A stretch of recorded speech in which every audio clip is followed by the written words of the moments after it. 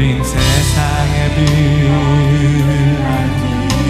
하나님의 편지, 주의 교회를 통해 세상이 주를 보리라.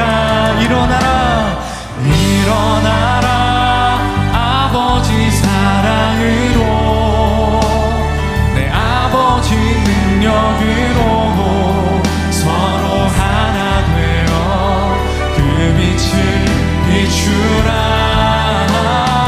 노래하라 아버지의 사랑을, 내 아버지의 크심을 이 삶의 노래로 주님을 나타내라.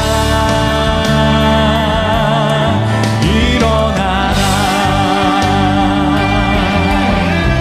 우리 다시 한번 고백할까요? 교회여 일어나라. 교회여 일어나라. 주께서 부르시니 두려움과 시대 내려놓고 교회여 일어나라. 교회여 일어나라.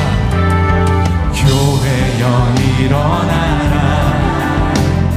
주께서 보내시니 우릴 부르신 삶의 자리에서 교회여 일어나라. 우린 세상의 빛, 하나님의 편지, 주의 교회를 통해 사람들이 만나 교회를 볼 때 세상이 예수를 보기를 소원합니다. 아멘. 일어나라 아버지 사랑으로, 아버지 능력으로 서로 하나 되어 그 빛을 비추라. 노래하라 아버지의 사랑을, 아버지의 크심을 이 삶의 노래로 주님을. 여러분의 목소리로 다시 한번 일어나라. 일어나라. 우리 만나교회를 향해 선포해 주십시오. 우리는 예수의 사랑 때문에, 아버지의 사랑 때문에 여전히 교회가 이 땅의 소망이라고 고백합니다. 아버지의 크심을 이 삶의 노래로 주님을 나타. 마지막으로 우리 교회를 향해 선포하며 일어나라 아버지 사랑으로. 우리 함께 손 들고 고백할까요? 교회를 향해 축복하며 선포하십시다. 그 빛을 비추라. 노래하라 아버지의 사랑을,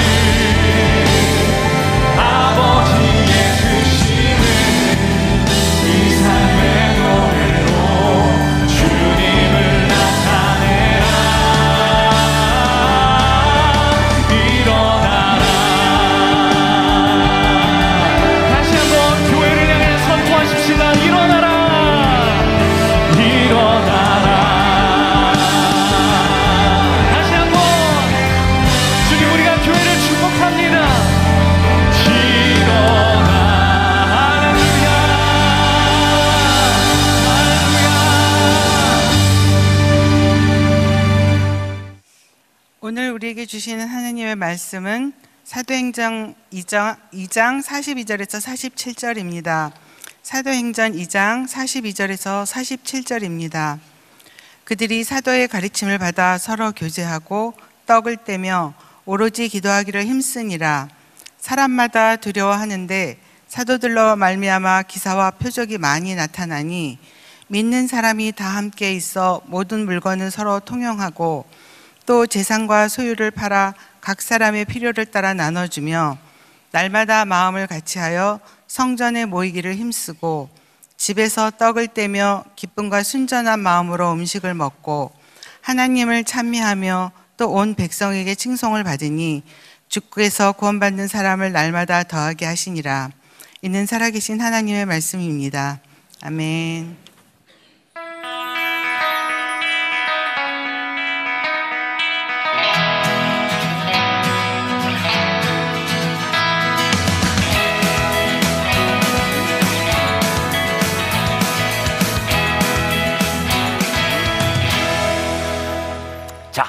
지난주부터 시작해서 우리들이 새로운 시리즈로 말씀을 나누고 있습니다. 우리가 다시 꿈꾸는 교회 14주 동안 14번에 걸쳐서 말씀을 나누게 됩니다. 여러분들이 좀 기억하셔야 될 건 이번 14주간의 말씀은 주제를 가지고 말씀을 나누는 거예요. 성경을 쭉 풀어가는 강해식이 아니라 주제에 맞는 성구를 가지고 우리 교회의 목회 철학이 무엇인가를 설명하는 그런 시간입니다. 오늘 말씀의 제목은 다시 사명으로 사역하기. 이 뜻을 한번 생각해 보세요. 그러면 이런 말이 가능해요. 다시 사명으로 사역하기니까 우리들이 사명이 없이도 사역을 할 수 있구나. 그러니까 우리들이 오늘은 이 사명을 좀 발견하는 그런 시간이 되었으면 좋겠고, 오늘 우리가 나눈 사도행전 2장 42절부터 47절까지 말씀은 오늘 우리가 이 말씀을 다 풀어가지 않지만 앞으로 14주를 지나는 동안 이 말씀은 계속해서 등장하는 주제 성구와도 같은 구절입니다. 초대교회의 모습을 보여주고 있는 것이죠. 제가 만나교회 목회를 하면서 제 삶의 이 목회의 여정을 지나가면서 가장 중요하게 느끼는 것이 있습니다. 그건 뭐냐면 목회자와 성도들이 함께 가야 할 분명한 방향을 알고 있는가 하는 거예요. 우리들이 함께 이 만나교회에서 신앙생활을 하는데 우리의 방향이 다 다르다면 얼마나 혼란스럽겠습니까? 바로 그런 이유에서 제가 2년 혹은 3년 단위로 끊임없이 만나교회 목회 철학에 대한 부분들을 나누고 있습니다. 다시 한번 높아심에서 이야기하자면 제가 만나교회의 목회 철학에 대하여 나누는 이유는 우리 교회가 옳고 다른 교회가 그릇되었다 이런 이야기가 아닙니다. 많은 교회들이 있지만 우리 교회는 왜 이 방향으로 가고 있는가를 여러분들과 함께 나누고 있는 것이죠. 그래서 목회 철학을 생각할 때 우리들이 기억해야 될 것이 있는데, 모든 교회에는 동일한 사명이 있습니다. 그건 예수님께서 우리들에게 주신 교회의 본질에 대한 부분이에요. 그런데 이 사명을 이루어가는 방법이 다른 거예요. 이것을 우리가 사역이라고 말하는 거예요. 그러니까 우리 교회는 하나님께서 주신 사명을 이렇게 이루어 갑니다라고 하는 사역 철학, 목회 철학을 이야기하는 거예요. 그리고 적어도 만나교회에서 신앙생활을 하는 사람들은 나는 그런 사역의 방향에 동의합니다 하는 분들이 함께 여기에서 예배를 드리고 사역을 하는 것이죠. 제가 참 좋아하는 미국의 목사님이 있어요. 앤디 스탠리 목사님이 있는데 이분의 책 중에 그런 표현이 있습니다. 사명은 볼펜으로 쓰고 프로그램은 연필로 쓰십시오. 이건 여러분들의 인생에도 굉장히 중요한 적용점이 있는 거예요. 우리들의 삶에 바뀔 수 없는 부분이 있어요. 그것은 볼펜으로 쓰라, 지우지 말라는 거예요. 그러나 이것을 이루기 위한 프로그램이라고 하는 것은 시대에 따라 상황에 따라 달라질 수 있어요. 그것은 연필로 써라. 그런데 만일 이 프로그램을 우리들이 연필로 쓰고 이거 바뀔 수 없어 라고 이야기하면 큰 문제가 생기는 거예요. 교회에서도 마찬가지예요. 교회가 어떤 프로그램을 하고 있어요. 그런데 우리들 마음 가운데 이건 절대로 못 바꿔. 사실 사명이 바뀔 수 없는 것이지 이 사명을 이루는 프로그램은 언제든지 바뀔 수 있는 거예요. 우리들 신앙에, 우리들의 삶에 굉장히 중요한 교훈이 되겠죠. 사명과 사역, 지울 수 없는 것과 지울 수 있는 것을 구별할 수 있는 지혜가 중요한 거예요. 이번 팬데믹 3년을 지나는 동안 사람들이 그런 이야기를 많이 했어요. 신앙적으로는 교회의 위기다. 또 이런 일반 사람들에게는 이 세계사적으로 어떻게 이런 일이 있을 수 있겠는가. 어찌 보면 이 3년이라고 하는 기간이 이렇게 공백처럼 느껴지는 우리의 삶에 나중에 이 세계사가 이 역사를 어떻게 기록할지 몰라요. 아놀드 토인비라고 하는 유명한 역사학자가 그런 얘기를 했죠. 도전과 응전. 인류 역사를 통해 보면 끊임없이 도전이 옵니다. 그리고 이 도전에 어떻게 응전하느냐가 역사를 만들어 왔어요. 아마 후세 사람들이 바로 이 코로나를 지났던 우리들에 대하여 도전과 응전을 이야기하게 될 거예요. 참 놀라운 일이 하나 있어요. 우리는 교회의 위기를 이야기할 때마다 늘 어디를 이야기하냐면 초대교회를 이야기합니다. 교회가 미래를 이야기할 때마다 과거의 초대교회를 이야기합니다. 왜일까요? 그 초대교회에는 예수님께서 이 땅 위에 교회를 세웠던 본래적인 목적이 들어있기 때문입니다. 자, 우리가 다시 꿈꾸는 교회, 우리는 끊임없이 꿈에 대한 이야기를 할 텐데 그 꿈은 어디에서부터 올까요? 교회의 본질에서부터 옵니다. 그러니까 오늘 사도행전 2장 42절부터 47절의 말씀은 굉장히 중요한 말씀이 될 거예요. 자, 우리가 계속해서 물어야 되는 물음이 있습니다. 과연 만나교회는, 우리의 사역은 초대교회의 모습을 담고 있는가? 또 만일 그렇지 않다면 그 교회의 모습을 회복하기 위하여 우리는 무엇을 하고 있는가? 이 질문을 묻는다면 우리 교회는 절대로 잘못되지 않을 것이다 라는 생각을 해요. 자, 이 꿈에 대한 이야기를 하면서 우리들이 좀 기억해야 될 만한, 생각할 만한 이야기를 하나 여러분들에게 들려드립니다. 어떤 사람이 시골 이렇게 상점에 들어가게 되었는데 그 입구에 그런 표지판이 있더래요. 위험, 개조심. 이 성전 안에 들어가서 이 사람이 어떤 개조심이라는 얘기를 들었으니까 조심히 딱 들어갔는데 그 상점 안에 큰 사냥개 하나가 누워 있더라는 거예요. 근데 아무리 봐도 저 잠들어 있는 그 사냥개가 이렇게 조심해야 될 만한 개처럼 보이지 않는 거예요. 그래서 주인에게 물었답니다. 내가 조심해야 되는 개가 저 개인가요? 그랬더니 주인이 이야기합니다. 물론이죠.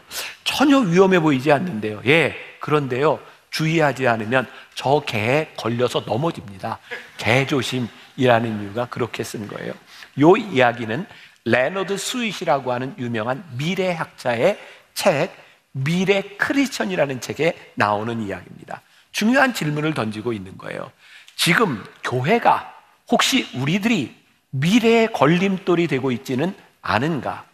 우리의 신앙이 다음 세대를 나아가게 하는데 방해하는 방해물은 되어 있지 않은가? 우리를 살펴보라는 이야기예요. 제가 여러분들과 함께 나누려고 하는 이 꿈에 대한 이야기는 단순한 교회 부흥이나 교회 성장에 대한 이야기가 아니에요. 제가 믿고 있는 게 하나 있습니다. 교회가 이 땅의 소망입니다. 교회가 이 땅의 소망입니다. 교회가 올바로 바로 서야 이 나라와 이 민족이 바로 설 수 있고 다음 세대에 소망이 있습니다 라는 믿음을 저는 가지고 있어요. 그러니까 우리가 꿈꾸는 이 교회가 진정 소망이 되기 위해서 교회가 어찌 해야 되겠는가? 지난 3년 이 코로나 기간을 지나가면서 만나교회는 그런 브랜드 네임을 하나 얻게 되었어요. 미래를 준비하는 교회. 제가 지난해 미국에 오랜만에 가서 목회자들 대상으로 이렇게 세미나나 또 이렇게 설교를 하게 되었어요. 사람들이 저에게 끊임없이 묻는 거예요. 만나교회는 이 팬데믹 기간에 어떻게 그렇게 잘 준비하셨습니까? 이 팬데믹이 끝나면 우리들이 무엇을 준비해야 될까요? 어떤 세상이 올까요? 제 대답은 간단합니다. 몰라요. 근데 자꾸 물어요. 어떻게 될 거냐고. 그거 알면 내가 돗자리 깔지. 내가 지금, 그죠? 저 몰라요. 그런데 왜 만나교회는 이런 브랜드 네임을 가지게 되었는가? 팬데믹이 올지는 우리들이 몰랐지만 우리가 끊임없이 미래를 준비하고 있었기 때문이죠. 자, 오래된 교인이 아니고는 잘 모르는 이야기입니다. 2003년 제가 만나교회 담임이 되었을 때 저에겐 꿈이 있었어요. 어떤 교회가 되면 좋을까? 제가 꿈꾸는 교회라는 책을 그때 썼죠. 그러면서 만나교회 교인, 이 분당 지역에 있는 교인들, 그리고 예수를 믿지 않는 사람들에게 설문조사도 하고 우리가 흔히 이야기하는 포커스 그룹 인터뷰도 하고 사람들의 생각을 묻고 그리고 방향을 어떻게 성경적으로 정해야 될까 고민하며 비전 2020이라는 것을 발표했어요. 그리고 놀랍게도 하나님께서는 우리들이 2년여 동안 준비하게 한 그런 로드맵을 따라 교회가 잘 갔어요. 그리고 2015년이 되었을 때 10년을 지나며 우리가 해온 방향이 맞는지, 앞으로 우리 교회는 어떤 우선순위를 가지고 나가야 되는지를 다시 한번 공부하고 우리들이 리서치를 하고 교인들에게 물었어요. 우선순위를 물었어요. 다 중요하지만 그때 6천여 명 이상의 성도들이 스티커 작업을 했고, 우리 우선순위는 여기에 있습니다. 그 첫 번째가 다음 세대였고, 그리고 그때 나온 우선순위 중에 하나가 미디어 사역이었어요. 2015년부터 우리가 그렇게 준비했던 그 미디어 사역이 이 팬데믹 기간에 꽃을 피운 거예요. 와, 이렇게 준비될 수도 있구나. 그리고 2018년도 저는 여러분들에게 이제 우리 교회는 토요 예배를 드립니다 라고 하는 토요 예배를 선포했고, 그 토요 예배를 드리는 이유 가운데 하나, 교회론에 대한 설명을 하면서 교회는 건물이 아닙니다. 우리 교회는 담장을 넘어야 됩니다. 2018년부터 그렇게 시리즈로 설교를 하고 났는데 2020년에 팬데믹이 딱 터지면서 이 교회에서 우리들이 예배를 드릴 수 없는 그런 상황 가운데서 우리 교회는 전혀 당황하지 않았어요. 왜? 교회는 건물이 아니니까. 그리고 우리는 가정에서 예배를 드리며 많이 힘들고 슬펐죠. 저 혼자 이 빈 공간에서 몇 달 동안 설교를 하면서 너무 힘들었어요. 그러나 우리들이 먼저 얘기했던 교회에 대한 꿈, 교회는 건물이 아니고 우리들이 드리는 그곳이 예배 처소가 될 수 있습니다 라고 하는 선교적 교회에 대해서 이미 이야기할 수 있었기 때문에 우리 교회는 팬데믹 기간에 전혀 달라진 것이 없었어요. 단지 여기에 사람들이 없었을 뿐이죠. 팬데믹 기간 중에 온라인으로 이렇게 방송을 하고, 또 이제 온라인이 끝나면서 이거 온라인으로 예배를 드려야 돼 말아야 돼 고민을 하고 있지만 우리 교회는 고민을 할 이유가 없었어요. 왜? 이미 한 15년 전부터 교회에 올 수 없는 사람, 2교대로 근무하는 사람, 3교대로 근무하는 사람, 소위 말하는 가나안 성도들을 위하여 우리가 복음을 가지고 그들에게 가야 되겠다라고 생각하고 이미 모든 예배를 실시간으로 스트리밍 서비스를 하고 있었기 때문에 팬데믹 기간에 우리들에게 달라진 건 아무것도 없었어요. 자, 그 모습을 보면서 사람들은 이렇게 쉽게 이야기를 하죠. 어떻게 팬데믹이 올 줄 알고 그렇게 만나교회는 준비했습니까? 아니요, 우리는 팬데믹을 준비한 것이 아니었어요. 단지 미래의 교회를 준비하고 있었던 거죠. 이제 중요한 것은 이 시기를 지나가며 만나교회는, 우리 성도들은 무엇을 준비하며 다음 세대 교회와 다음 사람들에게 어떤 길을 제시해 줄 수 있는 교회가 될 수 있는가? 다시 말해요, 우리가 하고 있는 일이 유일히 옳은 것이거나 이것이 정답이 아니라 적어도 우리가 미래를 준비하며 사역을 할 수 있다면 하나님께서 우리를 쓰실 수 있겠다는 믿음이 있기 때문에 우리들이 이 일을 하고 있는 거죠. 자, 지난해 2022년 7월호 월간 목회에 사북에서 목회하고 있는 어떤 목사님의 글이 실렸어요. 사북 가까운 곳에 도시가 하나 있는데 정선이라는 도시가 있어요. 정선하면 생각나는 게 정선? 저는 아리랑인데 카지노가 생각이 나시는 분이요. 네. 정선 카지노 맞아요. 요즘은 카지노가 바로 그 정선 사북에서 목회하고 있는 이 목사님은 특수 목회를 하고 있었는데 어떤 일을 하냐면 정선에 가서 노름을 하다가 완전히 폐가 망신한 폐인이 된 사람들을 돌보는 일이었어요. 번듯했던 사람들이 돈을 다 잃고 폐인이 되고 노숙자가 된 거예요. 그 교회는 그런 분들을 다 데려다가 먹여주고 재워주고 또 일자리를 주고, 그런데 한 달 동안 그렇게 일자리를 주고 돈도 벌게 해줬는데 월급을 딱 받는 순간 거의 대부분이 다시 정선에 가서 카지노에 가서 돈을 다 잃는 거예요. 고민이 생겼습니다. 이거 계속 해야 되는 일입니까? 근데 주님께서 그런 대답을 주시더래요. 계속 해야지. 우리 주님이 그러셨잖아. 주님이 우리를 그렇게 사랑하시고 끝까지 우리를 포기하지 않고 품어주셨잖아. 그러니 해야지.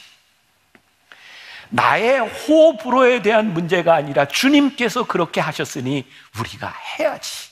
이게 교회의 사역이고 교회의 방향이 되는 거죠. 우리가 왜 꿈꾸는 교회, 왜 우리 교회의 미래를 말해야 되는가? 미래에도 이것은 하나님이 원하시고 하나님이 하시는 일이야 라고 하는 방향에 우리가 분명히 서 있어야 되는 것이 아니겠습니까? 여러분 가끔 이제 물건을 사러 백화점 이런 데 간다고 생각을 해보세요.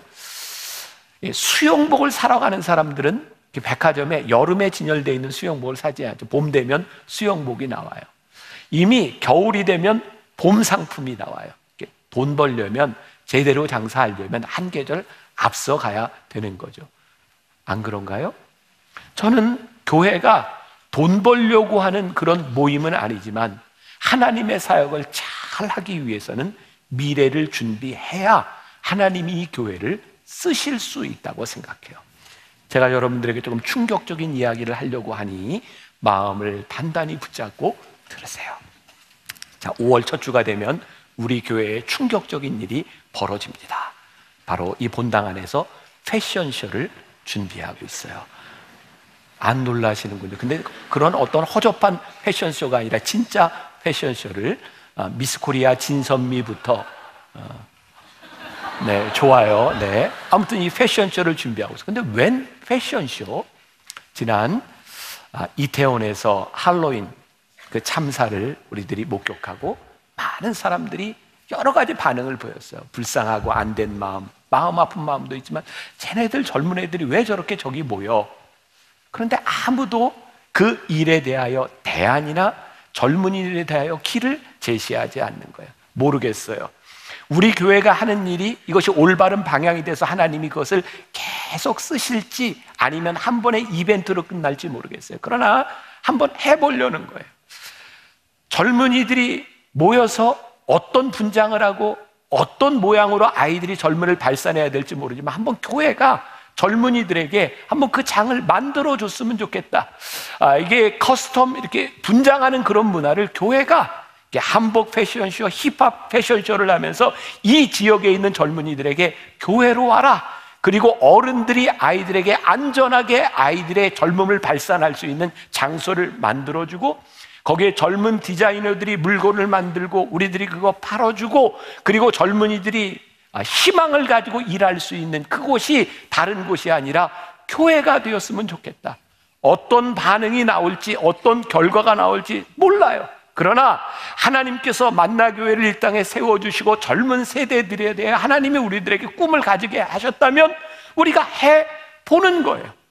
하나님이 원하시면 하나님이 새로운 길을, 우리나라의 새로운 문화를 열어주실 것이고 그 교회가 하는 일이 아니다 하시면 하나님이 스탑하고 막으실 거예요.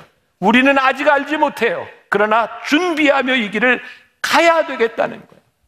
여러분들이 만나교회 신앙생활하면서 제가, 우리 교회가 여러분들이 해야 되는 그 일이 때로는 실패할 수 있어요. 저는 이런 믿음이 있거든요. 10개 해서 하나만 성공해도 우리는 성공하는 거야. 그런데 아무것도 하지 않으면 우리는 미래를 준비할 수 없는 거예요. 그러니까 참 여러분들도 교회 선택을 잘했는지 잘못했는지 모르겠어요. 그런 교회 여러분들이 오셨어요. 그러나 한 가지 분명한 건 우리는 꿈을 꾸고 있다는 거예요. 꿈을 꾼다고 하는 것은 이렇게 미래적인 그런 뉘앙스를 가지고 있는데 조금 전에 언급했지만 교회의 꿈은 늘 초대교회를 바라봐요. 오늘 본문 말씀에 나오는 초대교회 별거 안 했다고요. 보니까 기껏해야 모여서 떡을 떼고 함께 기도했고 필요한 것이 있으면 나누었다. 그런데 중요한 것은 그 공동체에 기사와 이적이 일어났고 예배하는 공동체를, 하나님을 찬송하는 공동체를 세상의 백성들이 칭송했더니 하나님께서 구원받은 자를 더하셨다라고 되어 있어요. 그동안 우리가 잘못된 생각을 가지고 있었던 게 있는 것 같아요. 그게 뭐냐면 교회가 늘 부흥을 꿈꿨던 거죠. 초대교회는 부흥을 꿈꾸지 않았습니다. 예수님의 말씀에 헌신된 제자들이 되어 말씀대로 살아갔더니 그 교회가 세상에 칭송을 받았고 하나님께서 구원받은 숫자를 더하셔서 교회가 부흥되었다는 거예요. 교회는 부흥하기 위해서 존재하는 공동체가 아니라 하나님의 말씀대로 살았더니 하나님께서 구원받는 숫자를 더하셔서 그 결과로 부흥의 역사가 일어나는 거예요. 우리가 믿는 것이 있어요.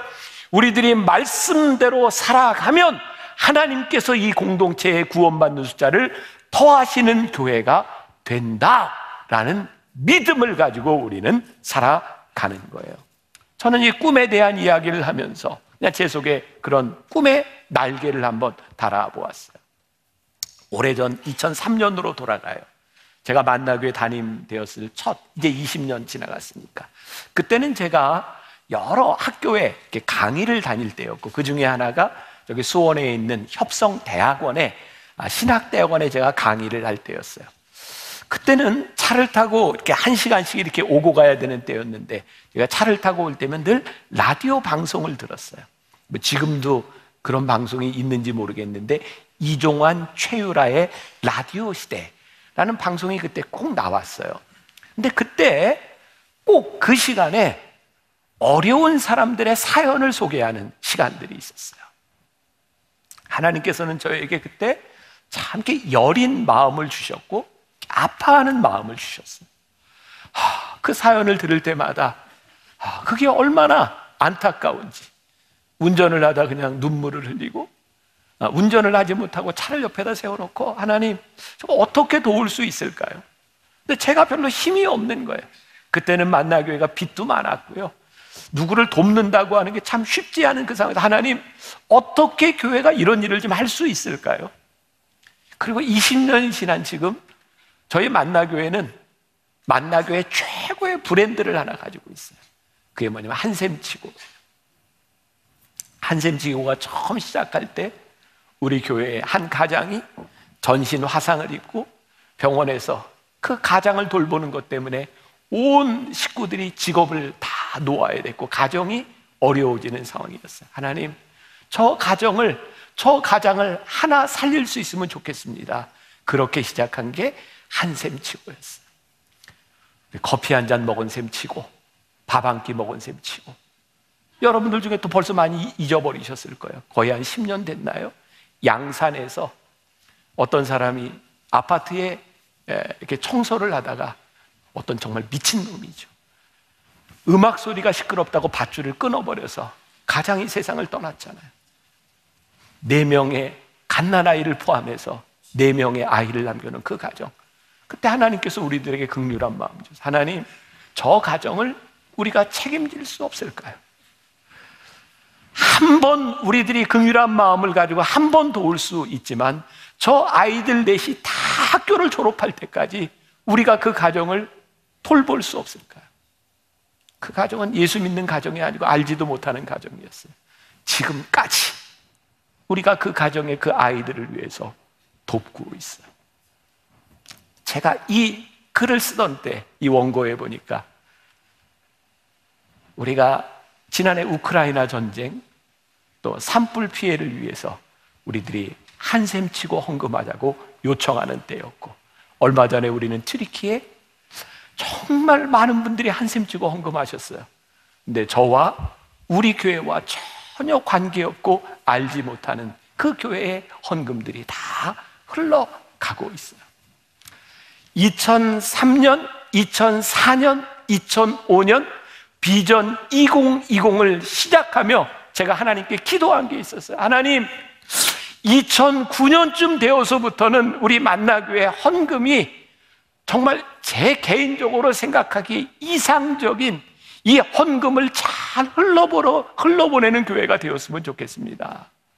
그리고 나는 잊어버리고 있다고 생각했는데 2024년 3년 만나교회 당회를 할 때 우리 교회 재무부에서 헌금 이렇게 도표를 발표를 했더라고요. 제가 좀 보여드리려고 그래요. 보니까 저희 헌금 전체 중에 46.1%가 선교와 교육과 나눔으로, 그리고 나머지 32%가 관리와 재무로, 그리고 코로나를 지나며 우리가 다음 세대를 좀 준비해야 되겠구나라고 하는 적립금이 16%로. 제가 저걸 보는데 너무 감사한 거예요. 하나님, 우리 교회 헌금이 이렇게 쓰이게 된 것이 너무 감사하고, 또 제가 감히 이야기하자면, 하나님, 만나교회가 헌금을 쓰는 이 모습이 한국교회의 모범이 되었으면 좋겠고, 우리가 이렇게 살아가는 교회의 방식들이 다른 교회의 세상에 교회는 이렇게 헌금을 흘러보낸다고 이야기할 수 있는 교회가 되었으면 좋겠습니다. 초대교회 보니까 각 사람의 필요를 따라 나누어졌다. 교회가 남는 것을 교회가 마음대로 우리는 이걸 해라고 하는 교회가 아니라 그 사람들의 필요가 눈에 들어와서 초대교회는 각 사람의 필요에 따라 그것을 나누어 주었다라고 되어 있어요. 그리고 오늘 저에게 또 하나 감사한 게 있는 거예요. 언제부터인가 교회에서 목회자가 설교 시간에 헌금에 대한 이야기, 돈 이야기를 하면 저 교회 조금 이상한 교회 아니야?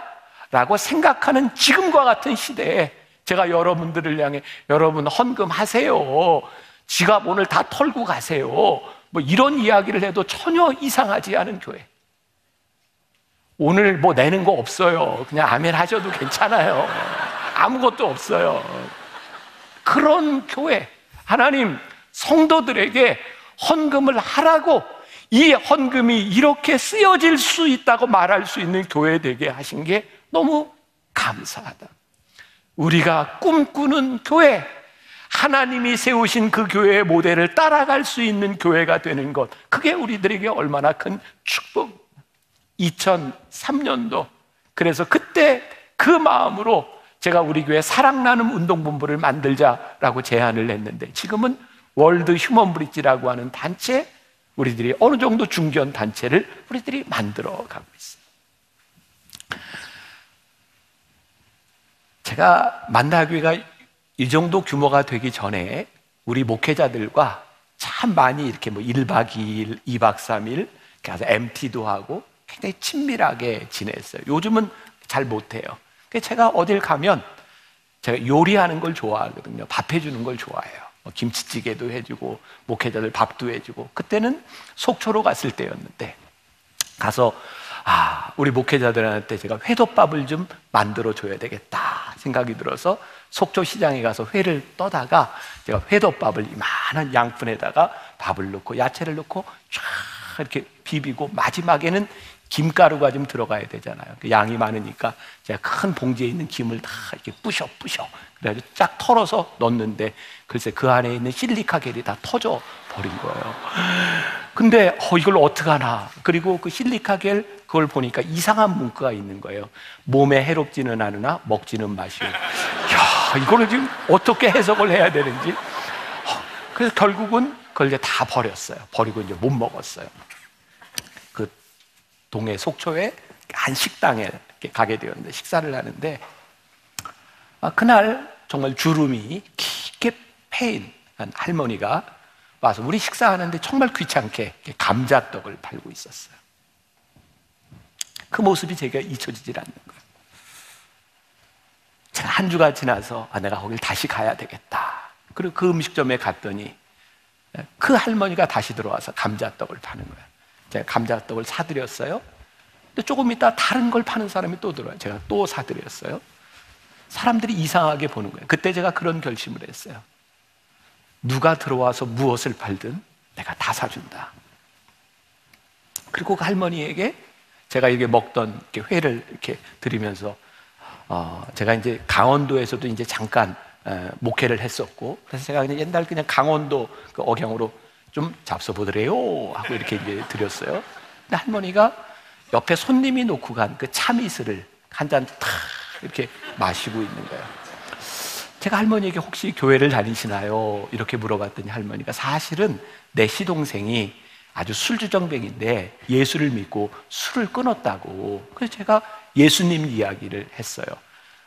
그리고 교회를 좀 다녀보시라고. 그리고 제가 사실은 제가 목사입니다. 그랬더니 그 할머니가 이렇게 말을 했어요.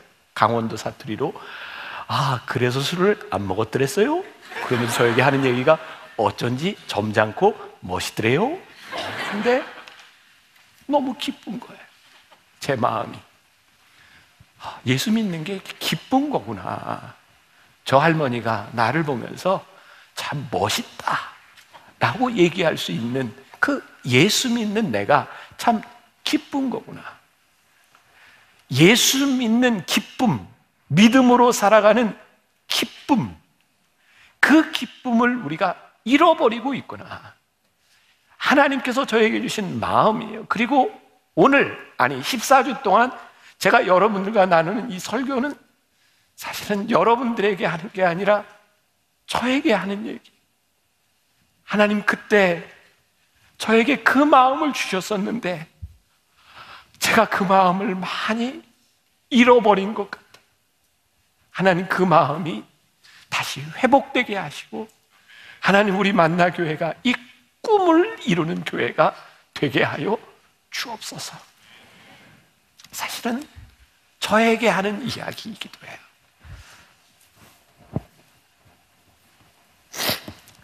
알렌 크라이더라고 하는 사람이 초대교회에서 길을 묻다라는 책을 썼어요.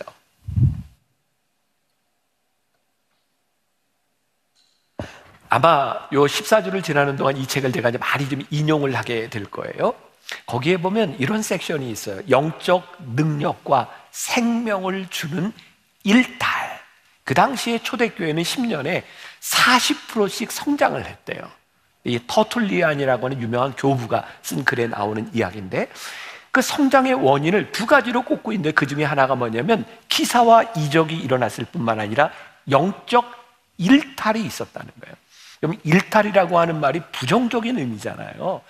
당시 로마의 세계관을 가지고 있었던 사람들에게 기독교인들이 하는 일은 일탈 행위였어요. 사회적인 관습과 맞지 않는 일탈 행위였어요. 그런데 그리스도인들이요, 생명을 주는 일탈을 했다는 거예요. 그게 교회가 하나님께서 구원받는 숫자를 늘리실 수 있는 이유가 바로 거기에 있었다는 거예요. 저에게, 아니 우리들이 끊임없이 물어야 될 질문이 있어요. 교회는 앞으로도 제가 계속해서 이야기하고 지난주에도 이야기했지만, 교회 중심적인, 건물 중심적인 사고가 아니라 하나님 마음이 어디에 있는지를 아는 교회가 되어야 될 터인데, 제가 10여 년 동안 아직도 시달리는 게 하나 있어요. 그 온라인을 통해서 저에게 굉장히 이렇게 이제 적대시하는 글들이 있어요. 그게 뭐냐면 제가 동성애 찬성론자라는 거예요. 근데 그 말이 나오게 된 이유가 10여 년 전 제가 이제 성경 공부를 하는데 우리 성도 중에 하나가 저에게 이런 질문을 했어요. 목사님, 교회에서 그 에이즈 환자들이나 동성 연애자들에 대하여 어떤 태도를 취해야 되나요? 제 속에 그냥 불쑥 나오려고 했던 말이, 그건 안 되지요. 근데 그때 예수님이라면 어떻게 하셨을까라는 물음이 제 속에 들었어요. 우리가 성경적 가치관을 가지고 우리가 어떻게 동성애에 대해서 찬성을 할 수 있겠습니까? 성경을 믿고 있는 우리들에게는 분명한 성경적 가치관이 있어요. 죄와 그렇지 않은 것에 대한 구별이 있어요. 그런데 예수님께서는 그것은 죄야 라고 말씀하시는 것이 분명히 있는데, 그 죄를 지은 사람들에 대한 예수님의 긍휼한 마음이 한 번도 뻔한 적이 없었어요. 왜 우리는 죄와 죄인, 그런 것들을 동일시하면서 죄 지은, 아직은 하나님을 믿지 않지만 하나님을 믿어야 될 사람들에 대하여 예수님처럼 긍휼히 여기는 마음이 없을까? 저에게 드는 우리 교회가 가져야 되는 굉장히 중요한 질문이라고 생각해요. 예수님이라면 어떻게 하셨을까? 지난주에 저에게는 굉장히 저에게 굉장히 중요한 일이 있었어요. 저희 교회가 예전에 한샘치고 헌금을 해서 몽골에 있는 아가페 병원을 짓는데 돕자 하는 헌금을 했어요. 기억하세요? 교인들이 정말 많이 참여를 해주셨어요. 그 몽골에 있는 병원 역시 우리 교회 선교사도 아니고 우리 교회가 어떤 지분을 가지고 뭘 해야 되는 그런 병원도 아니었어요. 단지 그 병원이 필요하니 우리가 헌금을 해서 그 병원을 돕는 것을 우리들이 한번 헌금을 합시다. 그런데 그 병원에 조금 문제가 생겼어요. 문제를 해결하는 과정에서 이걸 어떻게 하나, 그리고 전부 이렇게 쭉 조사를 하다 보니까 그 병원을 짓는데 개인 그 교회 자격으로 제일 많이 헌금을 한 교회가 만나 교회였어요. 그래서 의도치 않게 그 교회가 문제가 생긴 그 병원을 우리 교회가 좀 도와야 되는 그런 형편에 처하게 되었어요. 이제 5월에 우리 교회 장로님이 병원을 이제 다 정리하고 그쪽으로 들어가게 되실 거예요. 근데 지금 그 병원을 맡고 있는 원장님이 지난주에 와서 그 병원에 대한 보고를 해주셨어요. 그 병원의 목표는 좋은 병원을 세워서 빨리 자립을 시켜서 마치 우리나라의 세브란스처럼 그런 병원을 만들어주자.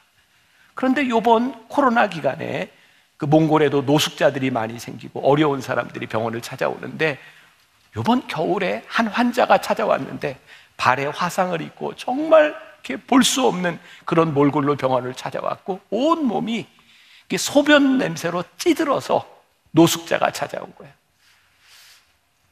그 선교사님이 그 환자를 이렇게 치료하면서 마음속에 든 생각이 뭐냐면, 큰일 났다. 이런 사람들이 또 오면 어떡하지? 이유는 이런 환자들이 오면 병원에 돈이 안 되고, 이런 환자들이 병원에 오면 다른 환자들이 병원에 오지 않는다는 거예요. 근데 그때 그 옆에 몽골 간호사가 그 노숙 환자 오줌 냄새로 찌든 그 사람의 양말을 벗기고 발을 씻겨주는 모습을 보았어요. 그리고 선교사님이 그런 얘기를 하는 거예요. 하나님, 처음 제가 이곳에 올 때 가졌던 그 마음이 어디 있나요? 언제부터인가 병원 자립이 목적이 되어서 그 마음을 잃어버린 것 같습니다. 근데 그 말이 저에게 하는 말 같았어요. 하나님, 만나교회, 이 교회를 세우시고 하나님 저를 담임 목사로 보내시고 그 아픈 마음과 여린 마음을 주셔서 우리 교회가 무엇을 해야 될지 흘렸던 그 눈물의 마음을 하나님, 제가 잊어버리고 여기 있는 것 같습니다. 하나님, 우리 교회가 아버지 하나님의 마음을 회복하게 하여 주옵시고, 예수님이라면 어떻게 하셨을까? 그 교회의 모습을 회복하게 되어지기를 간절히 소원합니다. 만나교회는요, 지난 코로나 기간 동안 정말 많은 부흥을 경험했어요. 생각하지 못할 만큼 많은 부흥을 경험했어요. 많은 자원을 주셨어요. 하나님, 우리 교회가 무엇을 해야 할까요? 우리의 사역이 내가 하고 싶은 일로 끝나는 것이 아니라 하나님께서 주셨던 그 사명을 감당하는 사역이 될 수 있도록 하나님, 우리 교회가 그 일을 감당해야 하지 않을까요? 말씀을 마무리해야 될 것 같아요. 뉴질랜드 복음주의자 브라이언 매드웨이라는 사람이 이런 말을 했어요. 교회에는 예수님을 사랑하는 자들로 가득 차 있다. 그러나 정작 예수님이 사랑하시는 대상을 사랑하지 않고 있다. 오늘 우리 예배드리면서 찬양하면서 다 그런 고백하지 않아요? 하나님 사랑합니다. 하나님을 예배합니다. 그런데 예수님이 사랑하는 자들에 대한 마음이 우리들에게 없다면 우리는 뭔가 잘못 가고 있는 게 분명하지 않겠습니까? 이 설교는 여러분들에게 뿐만 아니라 저 자신에게 하는 이야기라고 했어요. 하나님, 제가 만나교회 담임이 되어서 그때 가졌던 그 마음, 교회가 가야 될 그 길, 우리가 꿈꾸게 하셨던 그 교회 길을 우리가 끝까지 가게 하여 주옵소서. 하나님께서 여러분들을 부르셔서 여러분들을 그리스도인으로 부르셨을 때 여러분들 마음에 주셨던 그 마음이 변치 않도록 하나님, 그 마음이 우리 가운데 살아있을 수 있도록 하나님, 우리가 꿈꾸는 교회, 다시 꿈꾸는 교회는 내 마음대로 하는 교회가 아니라 예수님이라면 어떻게 하셨을까? 그 물음을 가지고 우리가 정말 멋진 교회, 우리의 다음 세대들이 그래, 저 교회를 보니 우리가 가야 될 길이 저기에 있는 것 같아. 그렇게 믿음의 후배들이 우리를 따라올 수 있는 그런 교회를 함께 꿈꾸며 만들어 가보시지 않겠습니까? 우리 함께 찬양하면 좋겠습니다. 교회여 일어나라.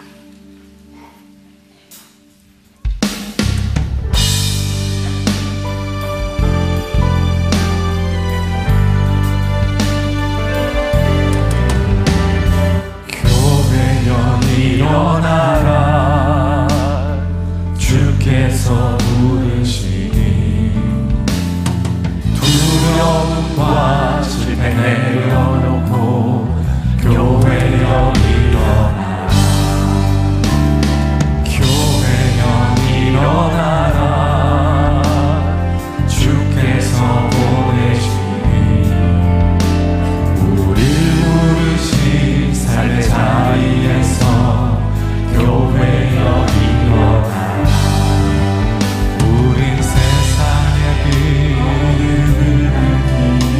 하나님의 편지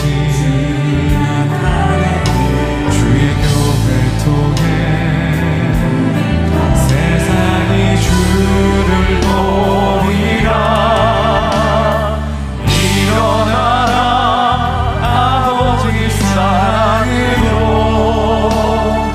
아버지 능력으로 서로 하나 되어 그 빛을 비추라.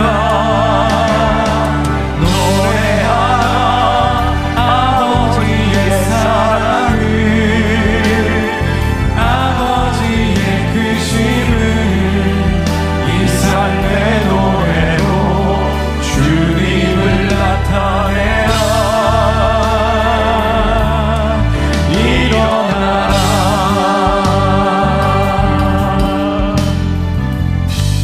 여러분들 가운데는 이 찬양을 좀 잘 모르는 분들도 있을 것 같아요. 괜찮아요?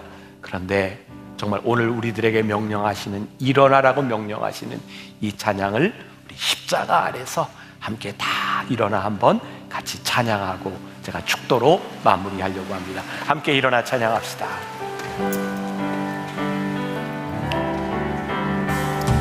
교회여 일어나라. 주께서 부르시니 두려움과 실패 내려놓고 교회여 일어나라. 교회여 일어나라. 주께서 보내시니 우릴 부르신 삶의 자리에서 교회여 일어나라. 우린 세상의 길 하나님의 편지 주의 교회를 통해 세상이 주를 보리라. 일어나라. 아버지 사랑으로 아버지 능력으로 서로 하나 되어 그 빛을 비추라. 노래하라. 아버지의 사랑을 아버지의 크심을 이 삶의 노래로 주님을 나타내라. 일어나라. 아버지 사랑으로 아버지 능력으로 서로 하나 되어 그 빛을 비추라. 노래하라. 아버지의 사랑을 아버지의 크심을 이 삶의 노래로 주님을 나타내라. 일어나라. 지금은 우리 주 예수 그리스도의 은혜와 하나님 아버지의 무한하신 사랑과 성령의 인도하심이 하나님 우리 교회에 주신 그 꿈을 붙들고 일어나는 주님의 마음을 가지고 이 세상으로 나아가는 당신의 사랑하는 모든 백성들을 위해 지금부터 영원까지 함께 하시기를 간절히 축원하옵나이다. 아멘. 지금은 선교 헌금 시간입니다. 이 예배를 통해 삶 가운데 은혜와 회복이 충만하시길 간절히 기도합니다.